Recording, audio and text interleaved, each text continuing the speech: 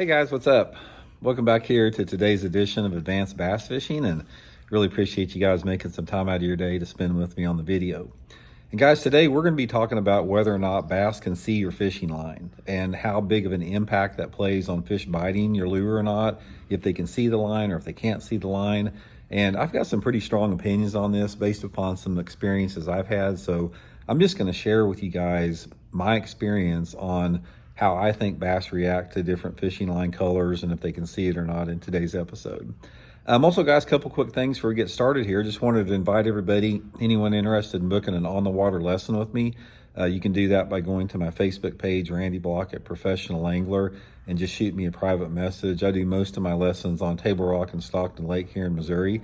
Get you guys set up for that. And also, guys, just wanted to extend a big thank you to everybody that's been using and bookmarking my Tackle Warehouse link for all your tackle purchases. Man, if you guys have bookmarked that link, and anytime you need to get some tackle, you use my link at Tackle Warehouse, you're really doing a lot to support advanced bass fishing here, so I really appreciate that.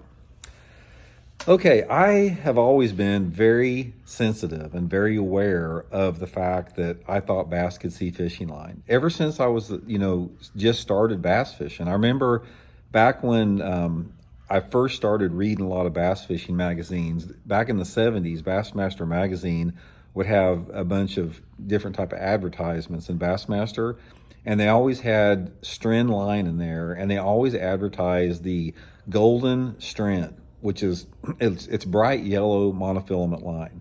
And I never did buy any of it because I said to myself, even not knowing much about bass fishing back then, it's like, man, they could see that line in the water. It's like, I don't know why anyone would want to use it.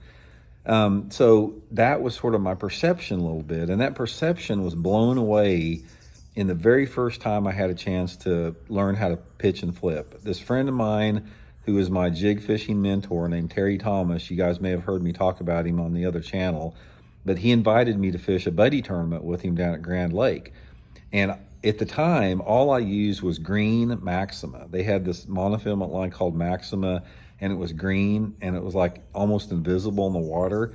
And I always thought that was going to give me a big advantage. So I went out that particular day, and I didn't know much about flipping, and I had like a 7-foot rod with 15-pound test green Maxima on it. And of course, we were flipping and pitching flooded willows, and when I pitched that green Maxima in there, I couldn't even see my line. It just disappeared. And Terry was using 30-pound tests, high visibility, blue Stren line. So when he pitched in there right next to me, you got 30-pound test line that looked like a rope going into the water. And I remember thinking, it's like when I first saw him with that blue line, it's like, God, he's not going to catch nothing with that blue line.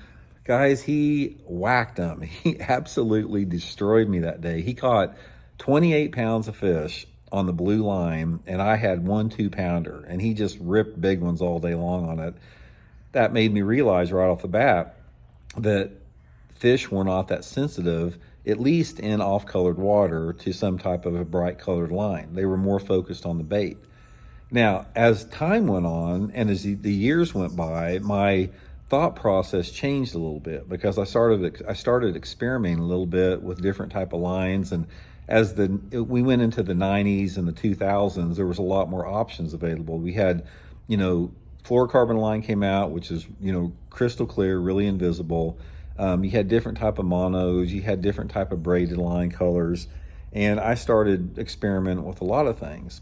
And the thing that I realized is like, okay, if I can see my line and I feel like I want to be a line watcher, it just makes more sense to use a clear line. It's like, if I can see it, there's no reason for me to have a blue line or gold line in the water that could possibly turn a fish off if you could use clear line. So as a result, I started using clear line more. And there's been several situations where I've done well on the blue line in dirty water, but for the most part, the clear line is what I went to now. So here is what my opinion on the thing is as far as with the line clarity. I think your line color or the visibility on your line color is the direct correlation with your water visibility. If you're fishing in off-color dirty water, I don't think it makes any difference. I think you could use braided line that's yellow. I think you could use mono that's yellow. I think you could use blue line. If you're fishing water visibility that's like less than a foot of visibility, I've seen it over and over again. But once you start getting into cleaner water, like 2 foot of visibility, 3 foot of visibility, 10 foot of visibility, it definitely has an impact. Because I can promise you guys, if we went fishing like down at Table Rock Lake right now, we were throwing shaky heads. If I put some of my line that I use now, which is a Seaguard VizX, and put 8-pound test Seaguard VizX on a shaky head, and then you put 8-pound test gold strand monofilament on a spinning rod, or if you put some type of a braid on a spinning rod, which is highly visible in the water, you're going to catch some fish, but you're not going to catch as many fish in that clear water with that bright line. It's a strike detractor. And that's one of the reasons I don't like the braid to fluorocarbon, setup in fishing, is because braid is more visible.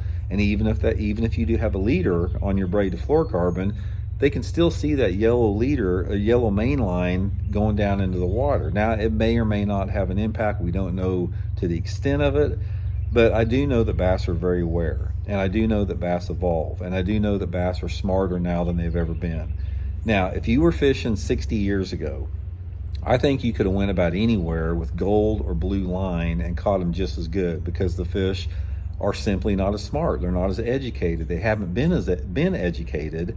But if you're in a heavy fishing pressure situation with clear water, you need to use clear line, and you need to use fluorocarbon line. Fluorocarbon line, the light refraction on it is a lot less than monofilament, so clear monofilament line is more visible in the water than clear fluorocarbon line. So if you're in water visibility, anything over 3 foot, guys, you're going to do a lot better by going to clear fluorocarbon line. I'm just completely convinced about that. But if you're in dirty water, like 6, 8 inch, 10 inches of water visibility, I think you can use whatever line color that you want. But it just makes sense to try to be stealthy as possible in fishing.